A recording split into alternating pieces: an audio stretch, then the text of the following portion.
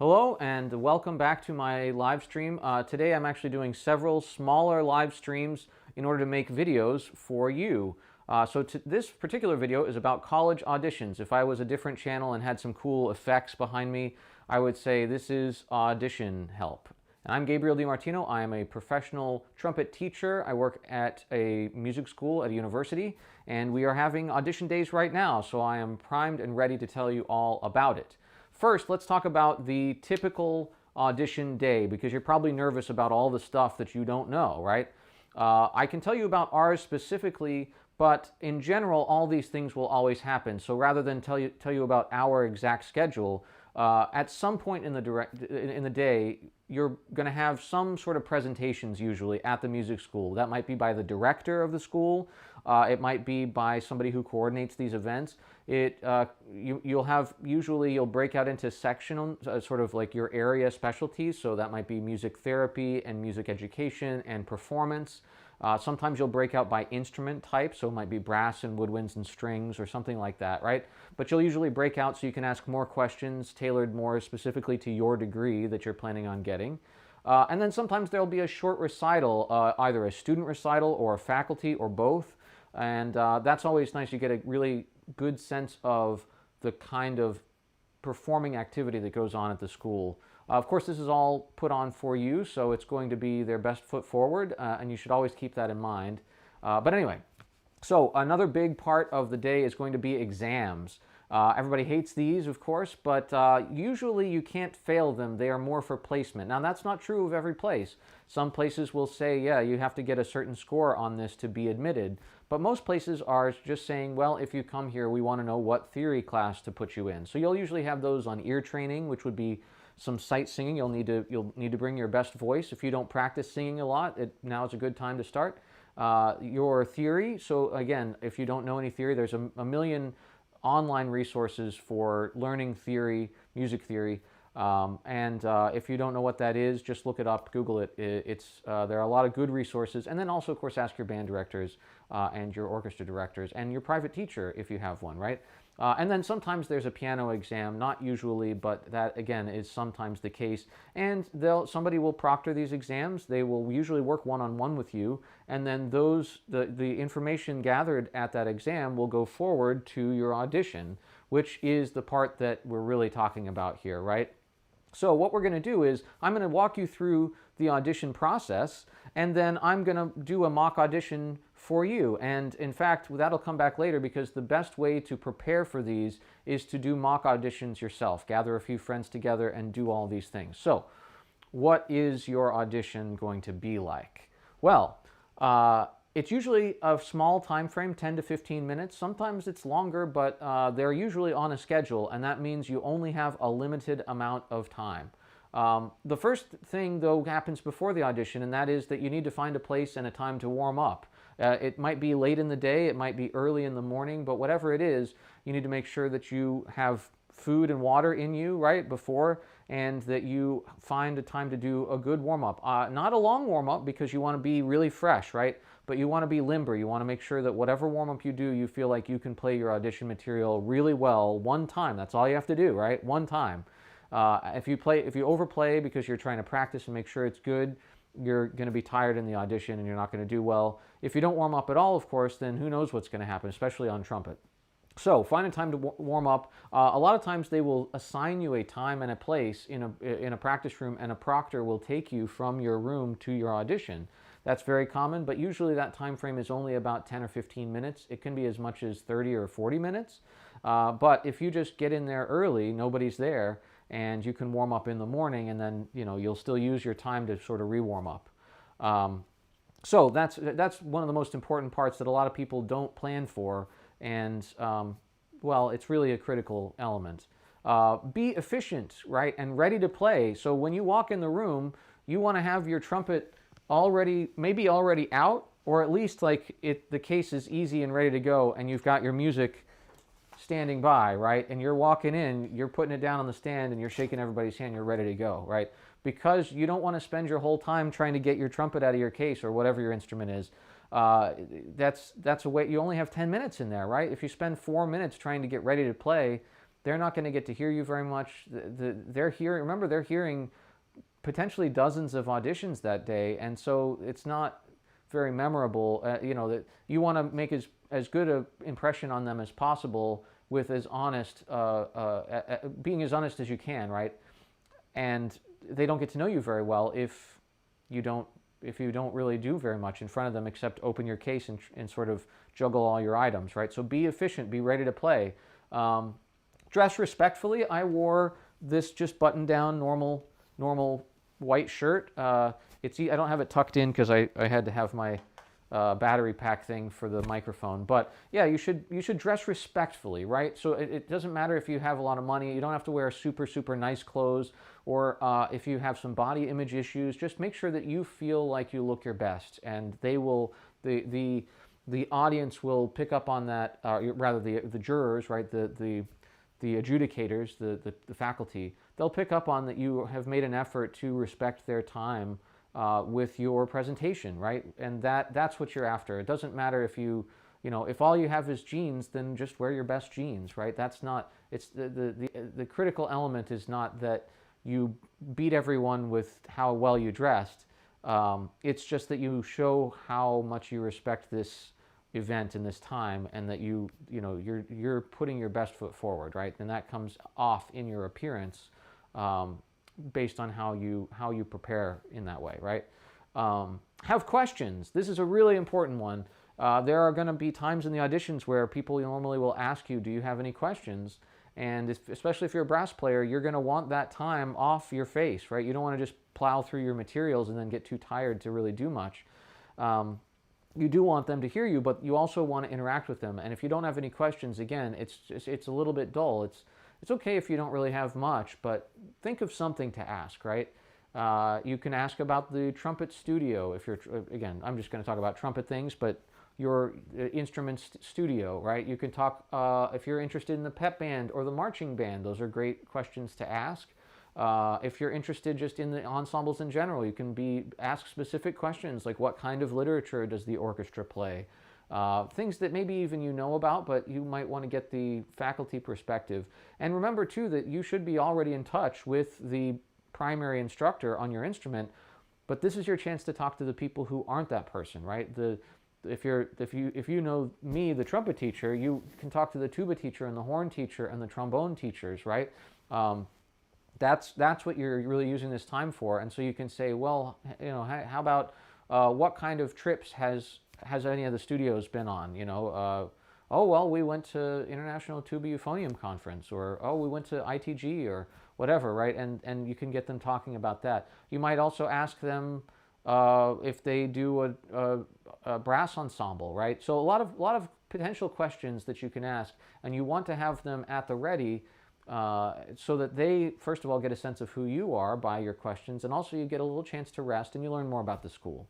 And then finally, I already sort of talked about this, but you're auditioning them as well, right?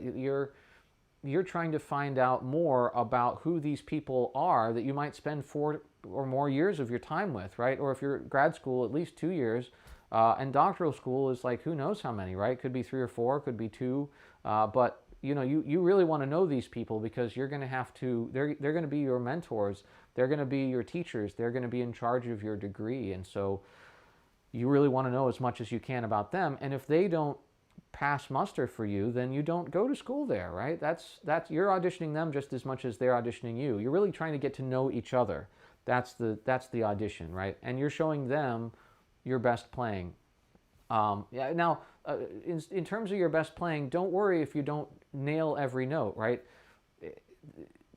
Faculty members with experience can tell a person who's practiced from a person who hasn't, a person who plays every day and really works hard on their playing versus somebody who's just having a lucky day today and seems to be getting away with it, right? We can tell the difference. And if you have your worst day, but you really work hard every day, that sounds different than somebody who's having their best day and never really works at all. And we want the person who works hard, right? We want somebody who's going to do what we ask them to do every day. So don't worry too much about whether today's your best day, right? You might have 5 or 6 or 7 auditions almost in a row where you just go from city to city. A lot of people do that, and I don't recommend it, but sometimes you have to because of their audition dates. And so you might just have, not gotten a lot of sleep and not been able to warm up for the last 2 days, and and you've been playing too much in these auditions and trying to get some stuff done in between. So, but remember, that sounds different to us. That we can tell what that sounds like. And if you really know your music and you really play, you try to play musically and you play with a nice sound, we can tell all those things, right? So don't worry too much if it's not your best day. Trust their ears that they can hear it. And if they can't, again, you don't want to study there because they don't pass the test. If they can't tell how hard you work all the time, hard work without a purpose is maybe a different story, but somebody who practices a lot is what I mean, right? And make sure you get a lesson. I also already mentioned this, but you should be in touch with the teacher that you actually might study with. And if there are several teachers of the same instrument, make sure you get a lesson with at least some of them, right? At least one of them. But if there's a potential that you could study with any of them, then you need to get a lesson with all of them, because you want to make sure that if you go there, you're going to get along with that teacher. You're going to enjoy studying with them an hour a week at least, right? And then also studio class and potentially group lessons and sectionals and other things that they might be involved in. If you don't get along with the primary instructor, you're not going to have a great time. Again, if there are multiples, you want to make sure that that's going to feel comfortable for you no matter who you're studying with. And most places with multiple teachers have great teachers, right? So it's not, so if you only get to a lesson with one of them, it's probably going to be fine. But you do want to get that lesson, and you do want to at least email all of the teachers and talk to them a little bit and get to know them. And again, in the audition, if they're all there, that's a good time to do it. So without further ado, it's been a couple of minutes that we've been doing this already. I'm looking for my, I guess it doesn't matter. Oh, 12 minutes, that's too many. But I want to walk you through the audition and just sort of show you what it's like. As if you're coming in the room. I can't show you all the other stuff, but I'm going to show you like I'm coming in the room for the first time, and we'll just walk through the process. I'll talk just a little bit about each thing, but really I'll show you in time, and then I'll play a little bit of a couple of pieces, not the whole way through because you get the idea. But yeah, this is what you want to be ready to do. So here we go. You enter the room, right? You come in the room. You hopefully. A lot of people like to leave their stuff outside because they're only going to play B flat trumpet, let's say. If you're going to play multiple trumpets, just bring your whole case in, put it down, open it up right away, and then you're going to stand. You might even shake some people's hands beforehand, because as soon as you enter the room, you're introducing yourself with your dress, with your demeanor, with your sort of the way you hold yourself, your posture. And you want to just shake everybody's hand, or in this, maybe it's elbows these days or whatever, but greet everybody. Make sure that you get to know each person's name, and you introduce yourself with your name, especially that you want to be called if that's not the same as the name that's on your materials. They'll have your materials that you've already sent in. You may have them in a folder of some sort, right? So hand those over to the first person that you meet.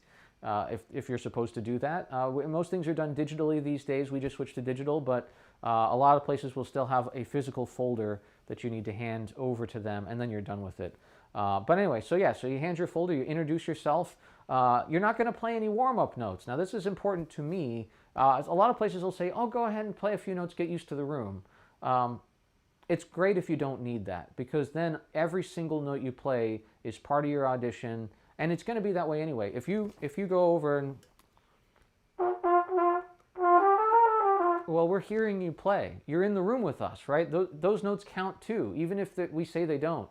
They do. We're listening to you, and so you want to make sure that they count by not needing to do that. Now, if you're really nervous and that will help you be less nervous, then go ahead and do it. But it's a nice way to practice. Just you're introducing yourself, and you hand the folder off. And when they say play, you're ready to go, right? So now they might ask for some scales. And so whatever they ask for, just try to do your best on it. It's okay if you don't know a scale that they ask to say, that's not one that I know. And they'll usually ask another. But let's say for my purposes here, I'll play an E flat major scale, right? So they say E flat major, and I go, okay.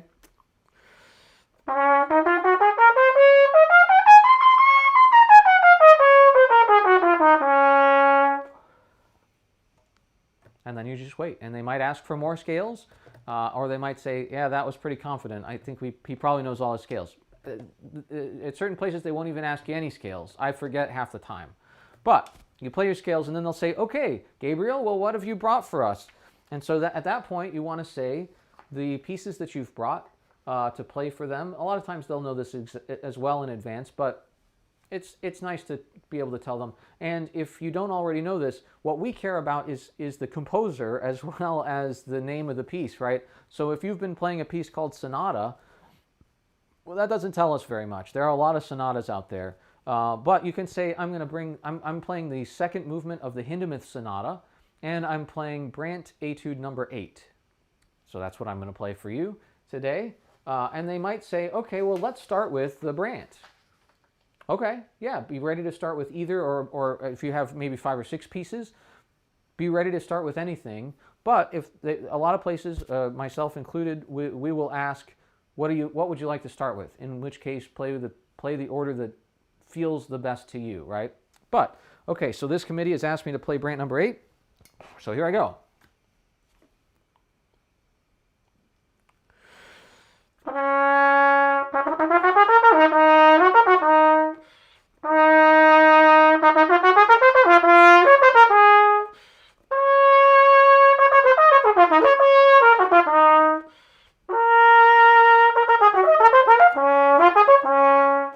And so on, right?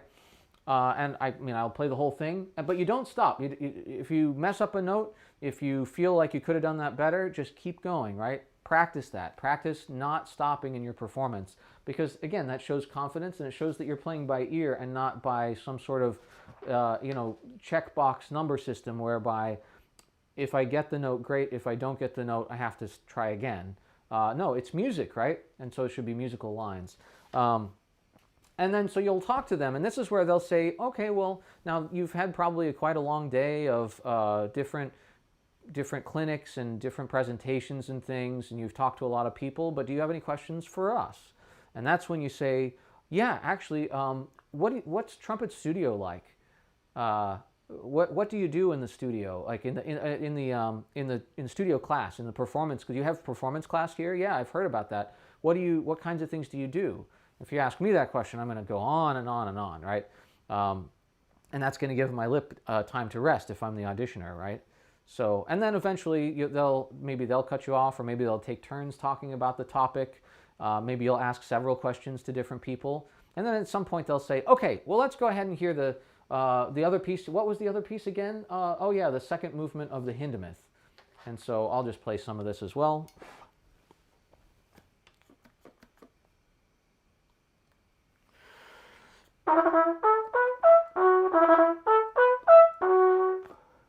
You can skip rest, but do it as a plan, all right? Don't just sort of guess. Decide exactly how much you're going to do.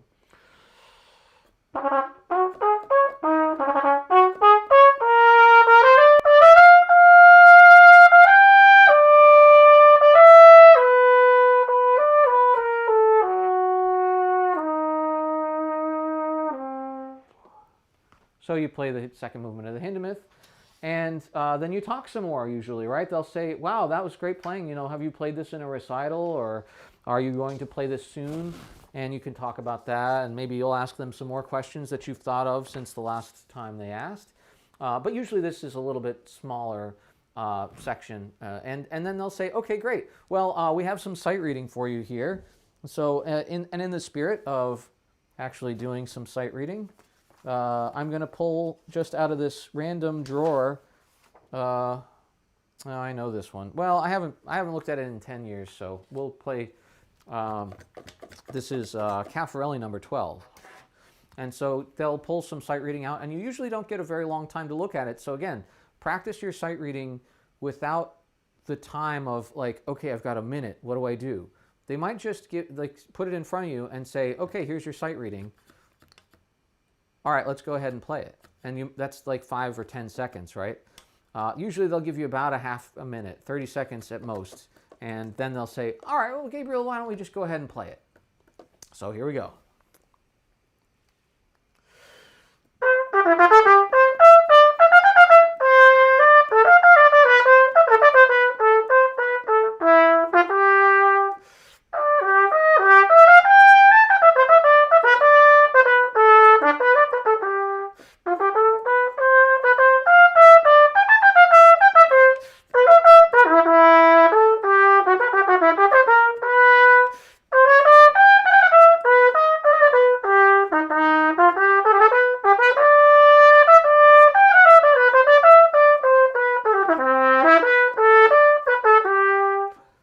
Whatever else, right? So I guess I do know this still a little bit. Took me long enough to learn it, I guess. But and that might happen. They might put sight reading in front of you that for you is not sight reading. Maybe it's an etude that you actually do know.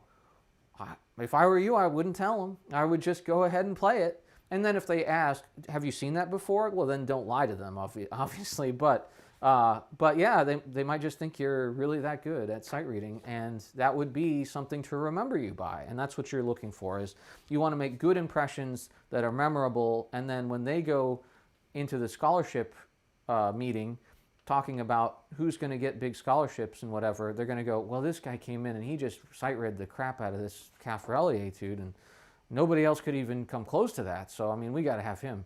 And okay, you don't. It's maybe a little ill-gotten, but make sure you're not gonna sight read something that you haven't practiced at all, unless your sight reading is pretty good in the first place. So don't misrepresent yourself, but certainly don't offer up information that, you know. Then they'll have to find some other sight reading, and you might not be happy with the result of that, right?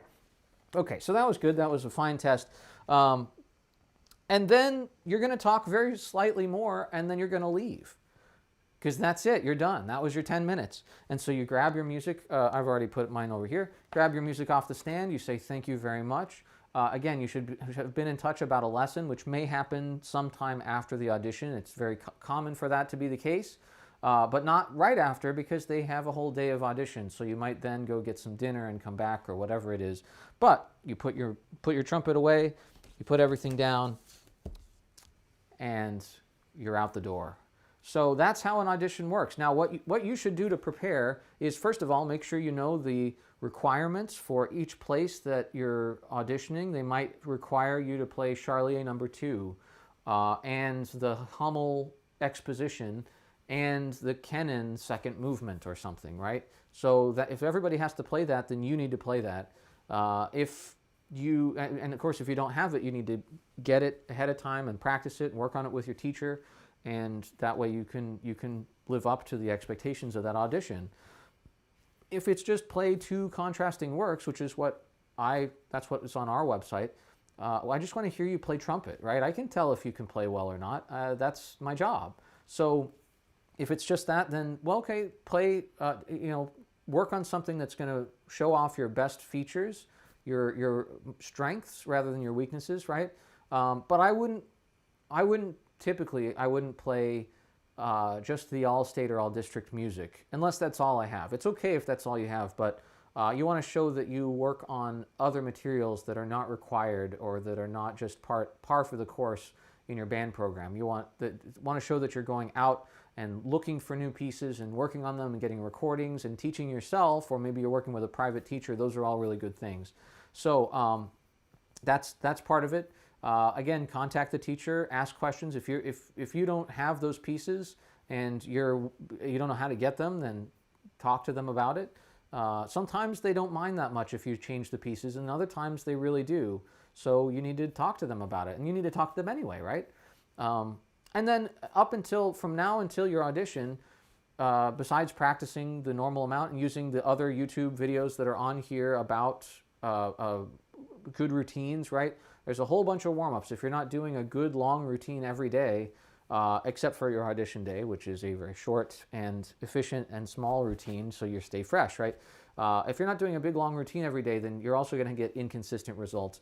But then you also need to run this audition with friends and family, and at your church and at your Y and wherever, right? You just need to go out and do it a lot, so that you're used to it. And have the people that you invite, you have to invite real people, right? Maybe not at first, but eventually, you know, you've got to move from, maybe you have stuffed animals set up, and then you get, like, you know, your brother in there, and then you get the dog and your brother and your mom, right? And eventually you're playing for strangers, hopefully, right? And each time instruct them to do their part, right? Have that banter part. Have them ask questions and you can answer them, and be really formal about it. Be really serious. Dress up in the clothes you're really going to wear, right? So that you practice how that's going to feel. And walk in the room the way you're going to walk in, whether that's with your case or just trumpet and music or whatever, and practice warming up right before. If that's all you're going to get, practice. What are you going to do in a 10-minute warm-up right before your audition? And then set a timer, because the proctor's not going to let you spend 5 more minutes. If they did that, it would take all day. So that's a good typical audition day and a typical audition. Hopefully you are auditioning for college right now, or you're watching this because you're thinking ahead. And in that case, make sure you have at least 2 contrasting works, and that you're starting to look at some of the lists for the schools that you're after. And then I would go ahead and, even if it's a year out, go ahead and start contacting these professors. They want to know who you are so that they can send you all their materials. And you want to know more about their program. And the only way to do that is by looking into it while they're doing stuff, right? So practice your audition itself, practice your music, try to get with each teacher that you're going to audition for and see what their value system is, and see if you can cater your audition to that a little bit. And then make sure you know these other things like ear training theory and piano, and you know, that you're prepared to at least do something on those exams so that they feel like you're going to do okay in the classes if you came to school there. All right?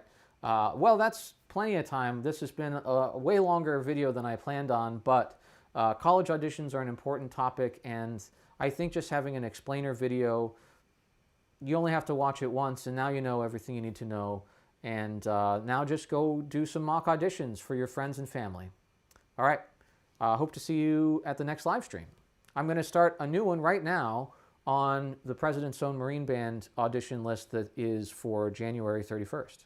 So if you're here already, stick around for more.